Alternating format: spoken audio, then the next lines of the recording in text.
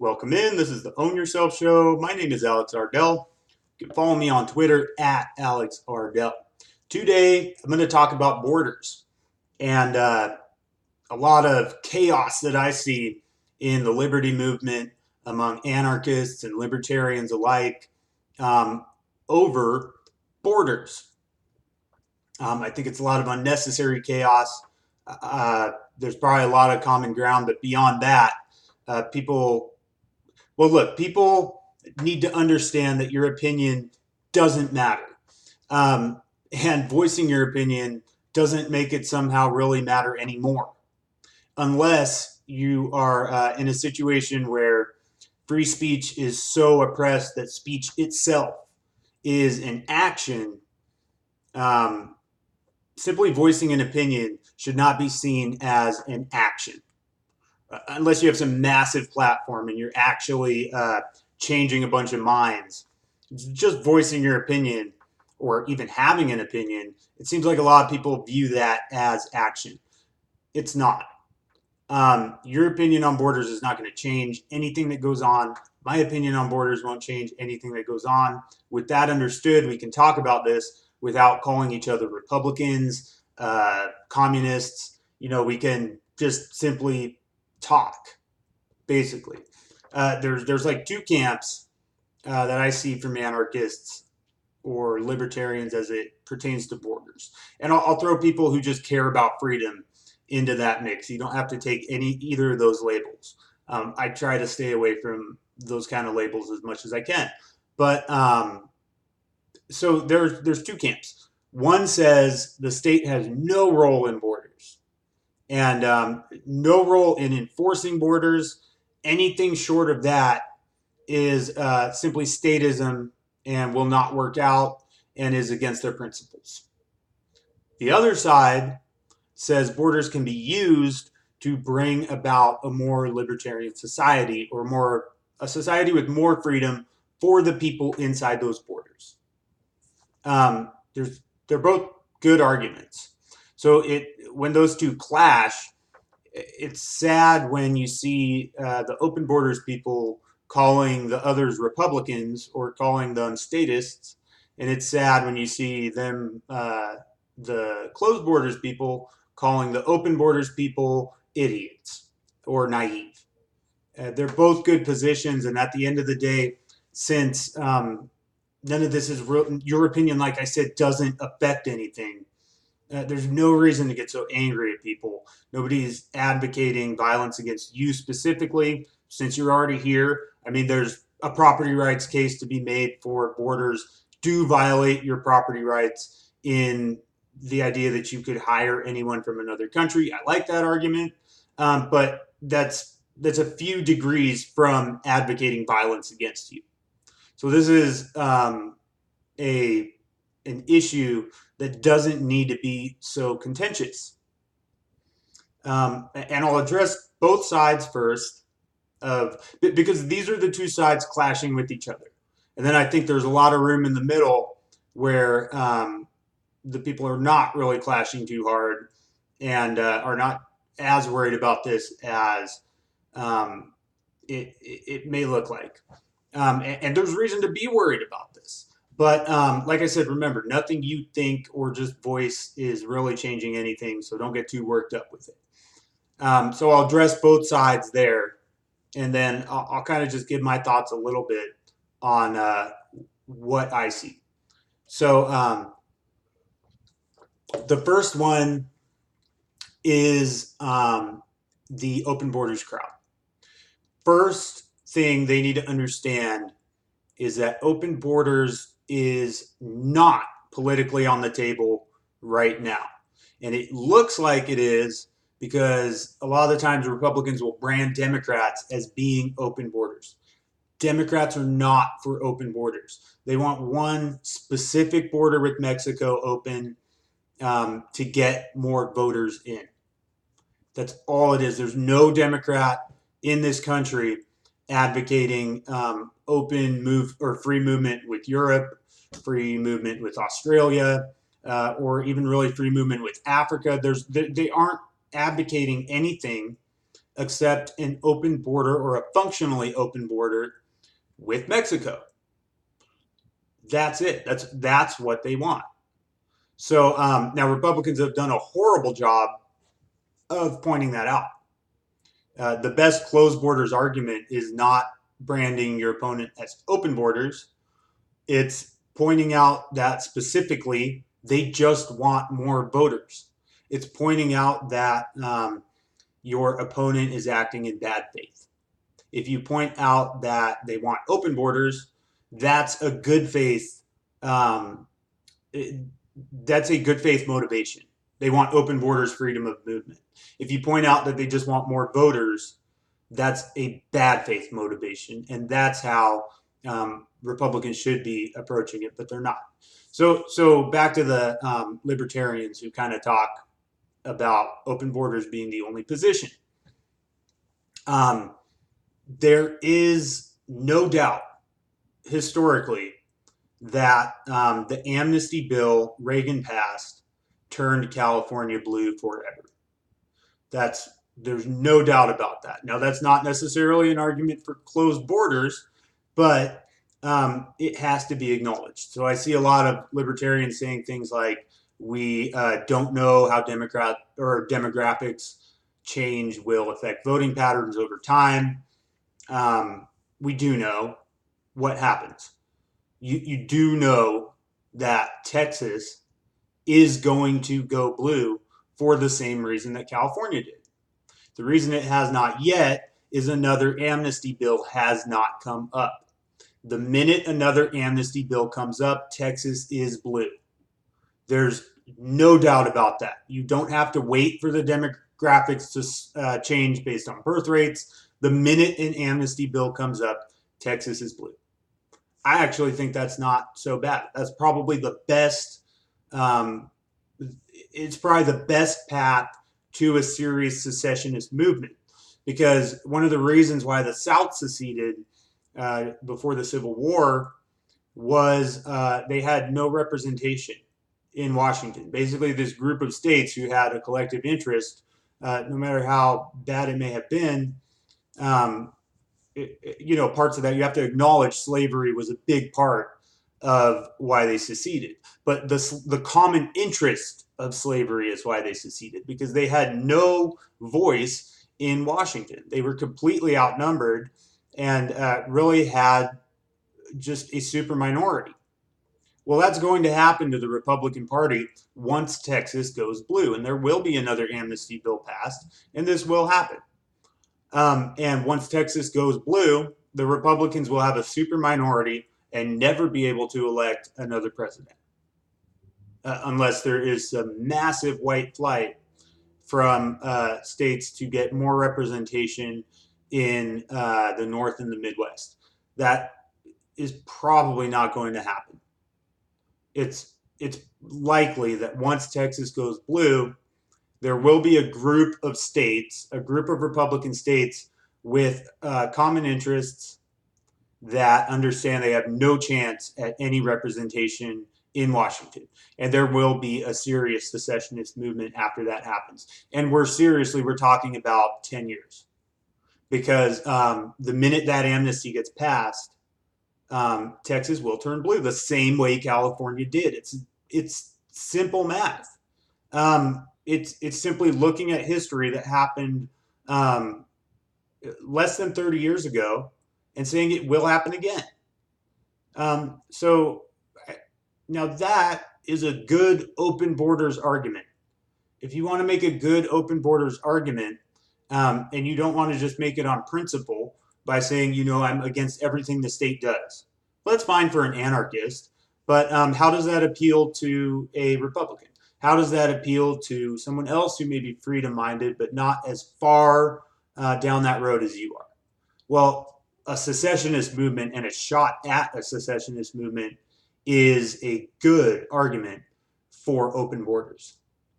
And at this point, just for an amnesty bill, because that's probably going to happen. And if your goal was, let's break this thing up, something has to change. Flipping Texas blue is your best bet there. So Anyway, I got a little off track. That's all very important though, and it all has to do with borders. So these people who do say, nothing the state does is legitimate, therefore they can't enforce borders. I will never support that. I respect that as a principled position. Um, but one thing that anarchists, I think, do is they will take one issue and say, and kind of take it in a vacuum and say, if the state got uninvolved here, this issue would get better, and not see that that issue is tied into the state being involved in everything else. It's one thing I don't really understand with Austrian economics is they can tell you that the X will happen if you do Y, if you get government out of a certain area, but then they have to acknowledge that the government's involved in every other area and that that affects the area you're talking about. So it's not quite as simple as just saying if government got out of uh, enforcing borders, um, that the movement issue would be solved altogether. I don't think that's the case because there's the visa program, and you could see that as government being involved in borders. But there's the welfare state. There is, public schools. There is such a multitude of other things wrapped up in this idea of freedom of movement that you can't just isolate borders and then pretend like the issue would be solved if the government got out of the way. I don't think that's the case. But like I said, I respect that principled position. Now, what you don't need to do is call the borders people Republicans or call them, any number of dirty names, statists, communists. It's just stupid. But so then let's address the other side, the people who do say we need borders. The general argument here, and it's like probably like a Stephen Molyneux argument, would be where he's a libertarian who also believes that demographics change will bring about a socialist America faster than anything else, and it will. I don't see how you can get around the fact that that will happen. Look at California. Okay, like these states, there's this silly idea that Texans have, especially, and I'll go back to Texas. There's this silly idea Texans have that white Californians moving into their state are going to vote Democrat and flip their state blue. No, I mean, look at the numbers compared to the number of Californians moving into your state versus the number of Hispanics who vote, 30-70 for Democrats. That's demographics will flip your state blue. And like I said, I don't know that that's even a bad thing. But that is the proper analysis. It's not Californians fleeing California that are going to flip your state blue, because there's so many who are going to flee for the right reasons and understand why, who are going to offset that. It's a silly argument. I'm a California refugee. I meet California refugees every day, and every one of them I talk to knows exactly why they left. I think that's an absolute myth that Californians are going to flip these red states blue when clearly demographics are going to flip the red states blue. So you can't ignore that. So it's easy to see how going down that path, you could say if we enforce borders, demographics change will slow, and you can keep some semblance of what we have now. I don't know if what we have now is something you want to keep. That would be my message to those people. Do you look around and say, this is the amount of government I want, and I want it to slowly grow at the rate that it is forever? If so, I don't see how this argument really holds up, because what you need, if you look around and say, no, I'm not happy with that, is you need a secessionist movement. That's the only thing that could press the reset button and maybe get you what you want.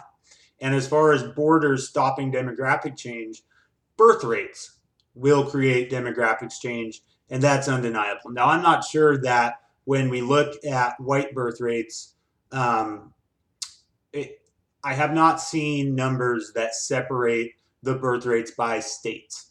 I have a feeling whites in California reproduce a lot less than whites in Utah.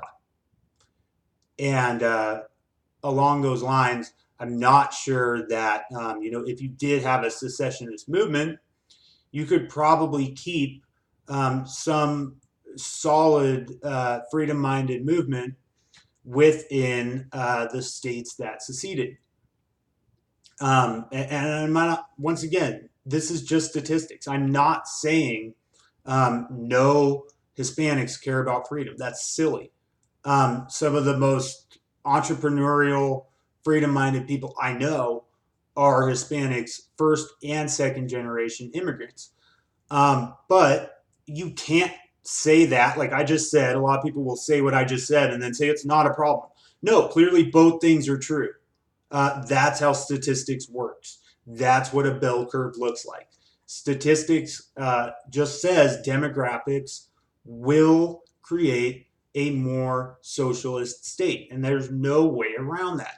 But like I said, if Texas flips blue, like what I would say to the people, the closed borders people, if you look around and you like what you see, then close the borders, and we'll keep just slowly growing the size of government forever. If you don't like what you see, something has to change. What's the fastest way to change it? To break this monster up. What's the fastest way to do that? Is secession. What's the only way to get secession? It's have a group of states with a common interest completely lose representation. What's the fastest way to do that? Republicans have to lose national representation on a massive level. And the fastest way to do that is to flip Texas blue, and the monster breaks up. So I've kind of addressed both of those arguments. Look, the open borders people have a great point, but don't deny demographics change and the effect it has. You're playing a risky game. What you're saying is we're going to basically pretend the rest of government doesn't exist, get government out of this thing over here, and pretend like they won't take advantage of that. And I would also say to those people, Democrats are not your friends. They don't want open movement. They want Central American and South American immigration, and that's what they want. Everything else is a political play. The refugee thing from the Middle East, absolute political play. They don't give one shit about those people. It's a political ploy. And then as far as the Central Americans and South Americans, they clearly want more voters. And once you acknowledge that and you're of the open borders camp, you can say, hey, this might be a good thing. We could flip Texas blue and have a nice secessionist movement, get a lot of freedom and decentralization out of this. And then for the other camp, like I said, the key is the same. I would tell the closed border people, look around. Do you like what you see? If you do, close the borders off and keep it. If you don't, the path to that is once again through Texas.